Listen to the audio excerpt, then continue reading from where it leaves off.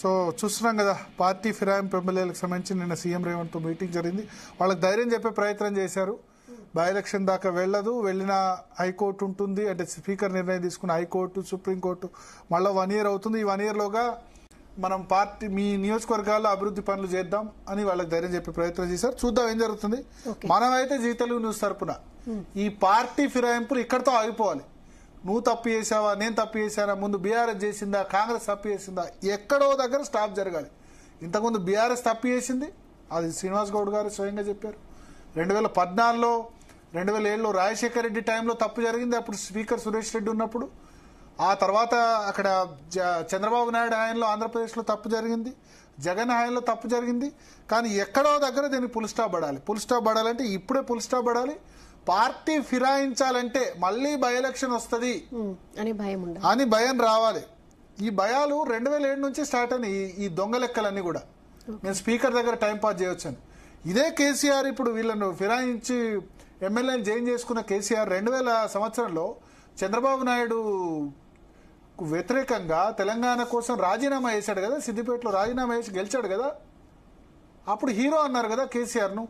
అదే కేసీఆర్ పార్టీ ఫిరాయించి అట్లే ఉండి ఎమ్మెల్యేకి రాజీనామా చేయకుండా తెలంగాణ ఉద్యమం స్టార్ట్ చేస్తే ఆ వాల్యూ ఉండునా? సిద్దిపేటలో ఆయన తెలుగుదేశం పార్టీ వదులుకొని చంద్రబాబు అంత రెండోసారి అధికారంలోకి వచ్చిన హవాలో, వాజ్పేయి సమయంలో, జమానాలో గెలిచిన మొగాడు అనిపించుకున్నాడు. 34,000 35,000 మెజార్టీ అప్పుడు సిద్దిపేటలో కేసీఆర్కు తెలంగాణ కోసం. అందుకనే టీఆర్ఎస్ సక్సెస్ అయింది. ఈ ఎమ్మెల్యేలు కూడా ఎవరిని ఉంటే రాజీనామా చేయాలి. కానీ ఇదేంది అది చేసుడు, వాళ్ళు చేశారని మేం చేశారని వాళ్ళు చేసుడు. ఎట్టి పరిస్థితుల్లో ప్రజలు కూడా వీళ్ళని తుక్కున ఉడగొట్టాలి.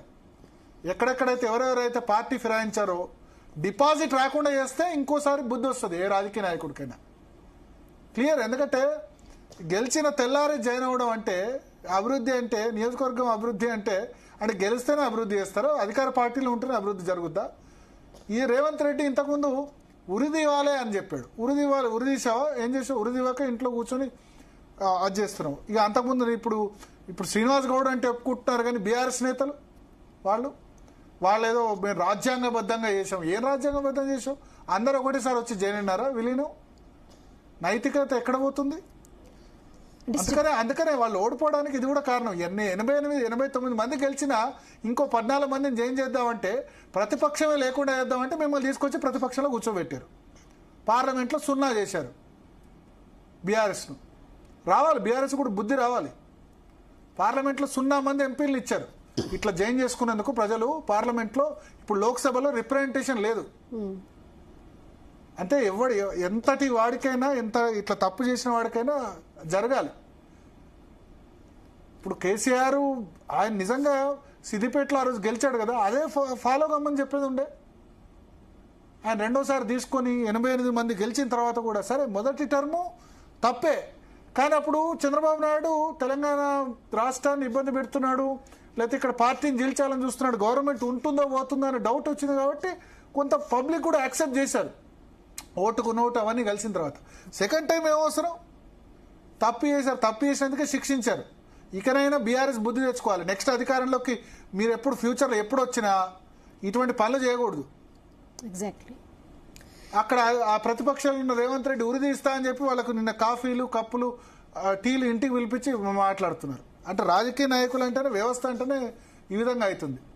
అందుకనే ప్రజలు కంపల్సరీ 10 చోట్ల ఎక్కడ బై ఎలక్షన్ వచ్చినా చిత్తున ఉడగొట్టండి ఫిరాయింపులు ఎమ్మెల్యేలు. అది మేము పిలుపునిస్తున్నాం. మన క్యాంపెయిన్ కూడా తీసుకుందాం ఫిరాయింపులకు సంబంధించి. స్ట్రిక్ట్ గా చట్టం కూడా రావాలంటున్నారు బీఆర్ఎస్ వాళ్ళు. అవును, చట్టం రావాలి. రాహుల్ గాంధీ చట్టం తీసుకొస్తా అన్నాడు, రాజ్యాంగం అన్నాడు. ఏమైంది? ఇక్కడ ఏమైనా మాట్లాడుతున్నాడా? అంతే. బీజేపీ అంతే, వాళ్ళంతే. కాబట్టి బీజేపీ దగ్గర ఒకటి ఏమందంటే, ఎక్కడున్నా సరే వాళ్ళు అయితే విలీనం చేసుకున్నారు. ఇట్లా స్పీకర్ ఆలస్యం చేయలే, రిజైన్ చేశారు. కర్ణాటకలో కాంగ్రెస్ ఎమ్మెల్యేలు 16 మంది ఫిరాయించారు, రిజైన్ చేశారు. ఇట్లా స్పీకర్ ద్వారా ఆలస్యం చేసింది తక్కువ సందర్భాల్లో ఉంది. వాళ్ళకేదో మన సర్టిఫికేట్ ఇవ్వట్లేదు, అది ఇల్లీగలే. అంటే రిజైన్ చేసి వెళ్ళొచ్చు, నువ్వు వేరే పార్టీలోకి వెళ్ళాలంటే రాజీనామా చేసి వెళ్ళు, నో ప్రాబ్లం. కాకపోతే అక్కడ వాళ్ళకి సంబంధించి అయితే రిజైన్ చేసే రమ్మని చెప్పారు. ఇప్పటి వరకు ఈ విధంగా ఆలస్యం చేయడం, స్పీకర్ ఆలస్యం చేయడం ఇట్లా జరగలేదు. ఎక్కడున్నా సరే రిజైన్ చేయండి, రండి అని చెప్పారు.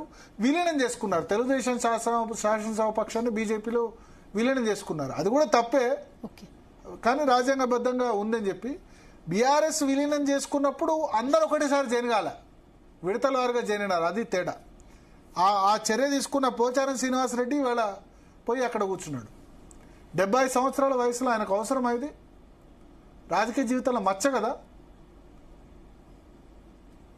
ఓకే, డిఎన్ఏలో ఇప్పుడు ఒక షార్ట్ బ్రేక్ తీసుకుందాం. స్టేట్